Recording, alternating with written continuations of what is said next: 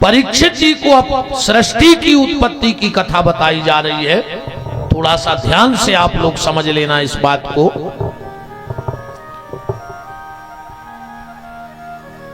सबसे पहले एक दिव्य ज्योति से एक परम पुरुष प्रकट हुआ,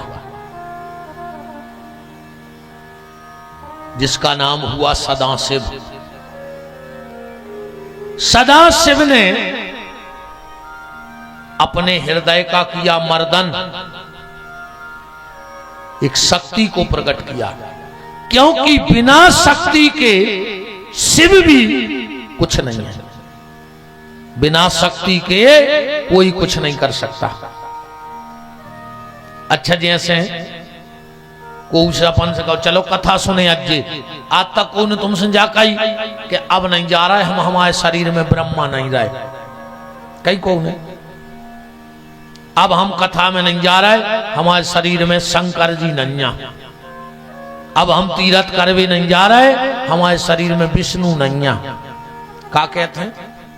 शक्ति नहीं है यार, अब हमने जाते जब तक शक्ति है तब तक भजन है, बिना शक्ति के भजन नहीं हो सकता। इसीलिए शक्ति क्या है? बोले भक्ति। अब बिना भक्ति के भगवान स्वीकार न करे तुम्हें, पहले तो भक्ति की शरण में जाने पर है। जब भक्ति स्वीकार करेगी तो भगवान स्वीकार करेगा। अब दूर नहीं जाओ, तुम तो अपने घरे देख ले। सही बताइयो, तुम बैठे हो कुर्सी पे और तुम्हारा 2-3 साल को 2-4 जो खचरत हुए बाल बच्चों 4-6 महीना को पूरा मलमूत्र में सनो हुए और तुम्हारी तरफ सरा कराओ हुए, फिर तुम कैसे करे? अरे यार क्या है भाई यार, तुम यार ले तो जाइए कुमार, बाद में कल को कौन कब उठाए कोई कैसे? अच्छा वो पूरा छापो तो उठाओ तो तुम्हारे को नहीं उठाए। अब वो सरा कराओ पापा खुद और पापा सरा कराए मंगाए पे।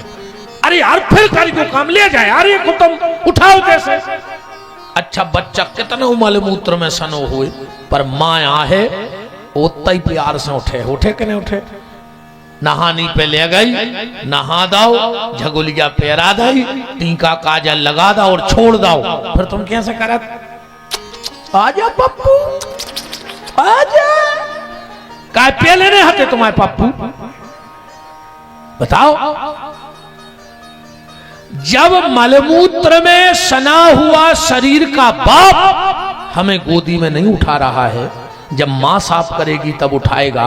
तो जब तक इस शरीर में विकारों की गंदगी लगी है, वो सिर्फ माता भक्ति के द्वारा साफ होगी और फिर परमात्मा हाथ बढ़ा के तुम्हें अपनी गोदी में उठा लेगा।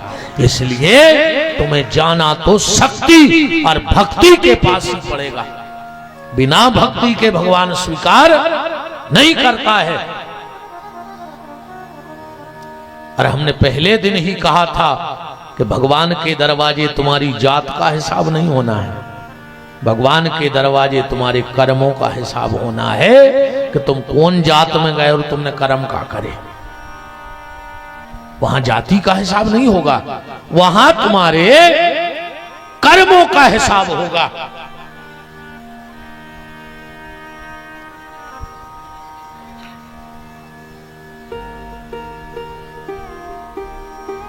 अच्छी आराम से पानी पी जाता रज्जू बतियज्जू बिल्कुल ने ना, हमारे मुंह में नहीं खड़खाड़ो।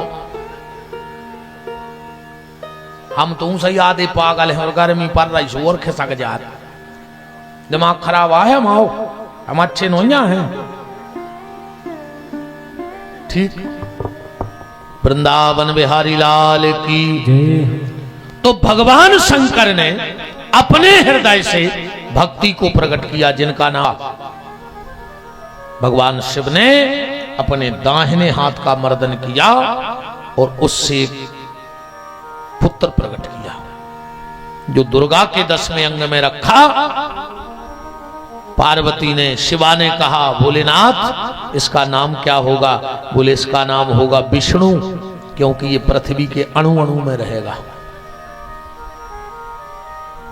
भगवान शिव ने अपने बाएं हाथ का मर्दन किया और जब बाएं हाथ का मर्दन किया, ब्रह्मा को प्रकट किया और ब्रह्मा को भगवान विष्णु की नाभि में रख दिया। एक कमल की नाल चली, अष्ट कमल का पुष्प खिला और उस पर ब्रह्मा प्रकट हुए। ब्रह्मा जी ने सोचा हमें कौन ने बनाओ। वो नाल में चलत चलत विष्णु के पहुंचे। अब विष्णु से बोले कि रे दुष्ट महाविष्णु, हे विष्णु तू मुझे उठ के प्रणाम नहीं कर रहा है। बोले क्यों? बोले हम तुम्हारे बाप यहाँ हैं। भगवान विष्णु बोले कि हमें तो शंकर जी ने प्रकट करो, तुम हमारे बाप कैसे हो गए? पूरी ब्रह्मा ने सोची यार को तो पता है, तो कहने लगे हम शंकर जी के बाप यहाँ हैं। भगवान विष्णु बोले कि हम तुम्हें पिताजी तो नहीं कहे हैं, मनाज से पितामह जरूर कहने लगे हैं। संस्कृत में पितामह कौन को कही जाता है? बब्बा के लाने। ब्रह्मा जी नकली बब्बा बन गए।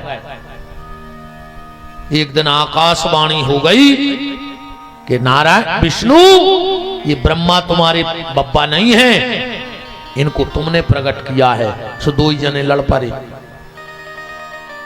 बहुत समय तक दोनों में झगड़ा हुआ। जब झगड़ा शांत नहीं हो रहा था तो भगवान शिव पिंडी बन करके प्रकट हुए दोनों के बीच में, और आकाशवाणी हुई कि जो भी इस पिंडी का अंत लेके आएगा वो बड़ा माना जाएगा।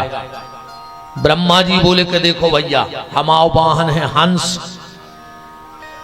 सो हम जे हैं ऊपर, तुमने मान हो कहा भैया तुमने मान।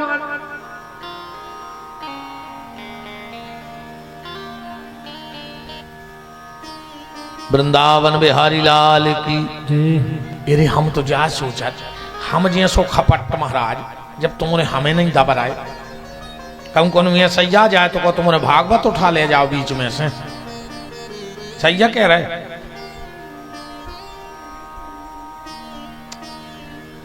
विष्णु ने कहा तो सुनो, अगर तुम ऊपर का अंत लेने जाओगे तो हम कई बार बन चुके हैं 12 है, सो हम जमीन खोद करते हैं नीचे को अंत ले आए।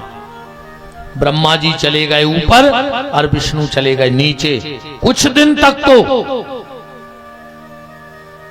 भगवान विष्णु ने माटी खोदी, फिर सोची कि ऐसी माटी कहां नो खोद है, अंत में ले नहीं जाओ। सुघारे लौट आके लगे ने हमें बड़ो बनने आए तो ब्रह्मा जी को बना दे। अब ब्रह्मा जी को भी अंत न मिलो। ब्रह्मा जी ने सोची अब क्या करें। सो ब्रह्मा जी ने एक फूल प्रकट करो और शंकर जी के आ गए और शंकर जी से बोले कि हमें अंत मिल गाओ। शिव जी बोले कैसे? बोले जो फूल चढ़ो तो पिंडी पे ऊपर हम उठले आए। शंकर जी तो सब जाने।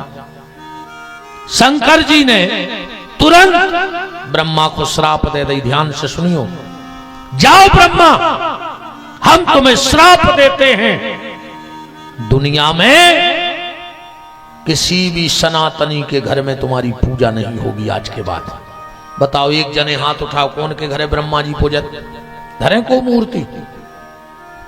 को के घरे ब्रह्मा की मूर्ति नन्या, क्योंकि भगवान शंकर का श्राप है। ब्रह्मा जी चरणों में गिर पड़े, बोले दादा गलती हो गई। बोले सुनो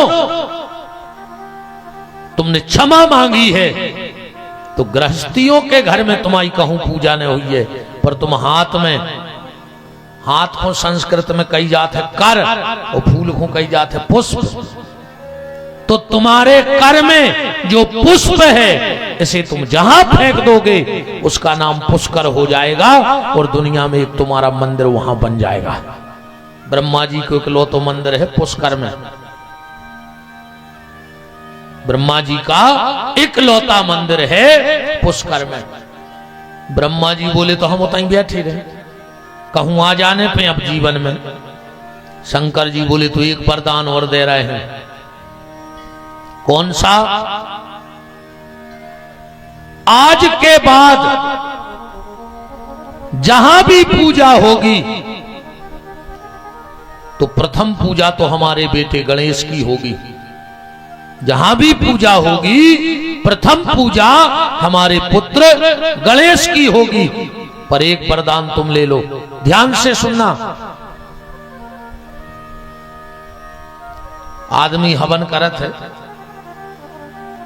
ब्रह्मा जी को एक वरदान मिलो है शंकर जी को। भगवान शंकर कह रहे ब्रह्मा, जिसके घर में पूजा होगी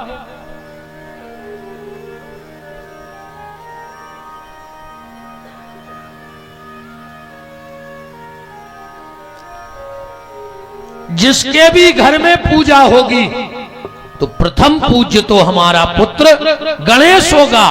पर आज के बाद जिसके घर में गांव में यज्ञ होगा, ध्यान से सुनना, तो सब देवताओं की तो बन है पीठें, यज्ञ में सबकी पीठें बनत हैं, पर ब्रह्मा की पीठ नहीं बनत। पीठ तो जानत जो वे यज्ञ में चौतरा से बने रहते हैं, कछु कछु पीठ नहीं जानत। एक जगह यज्ञ हो रहा हो तो पंडित जी ने कही के पीठ पे चाउर छोड़ो, सो वे अपनी अपनी पीठ पे डालने लगे, अपनी अपनी पीठ पे।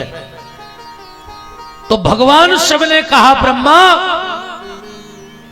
सब देवी देवताओं के तो पीठ बनेंगे पर तुम्हारी पीठ नहीं बनेगी। जहां भी यज्ञ होगा और उन ब्राह्मणों में एक पंडित के लाने ब्रह्मा बना दो जे है यज्ञ में। इसलिए यज्ञ में एक आचार्य होता है और एक ब्रह्मा होता है। उत्तर के द्वार पे ब्रह्मा की पूजा होती है। ब्रह्मा जी बोले जैसे जहां यज्ञ नहीं हुई है तो हम वो घरे नहीं जा पाए कब। तो बोले एक वरदान और ले ले आखिरी। बोले कौन सो? अब जा बात तुमने ध्यान से सुन लियो। जब भी हवन करो, आहुति डालो, तो पहली आहुति किसके नाम की डालनी है। और अगर तुम पहली आहुति चूक गए, पहली आहुति अगर चूक गए तो तुम कुंटलों हवन कर दियो, तुम्हारे हवन को कोई मतलब नहीं है। आज के बाद जब भी हवन करो तो पहली आहुति किसको देनी है? ब्रह्मा के नाम की।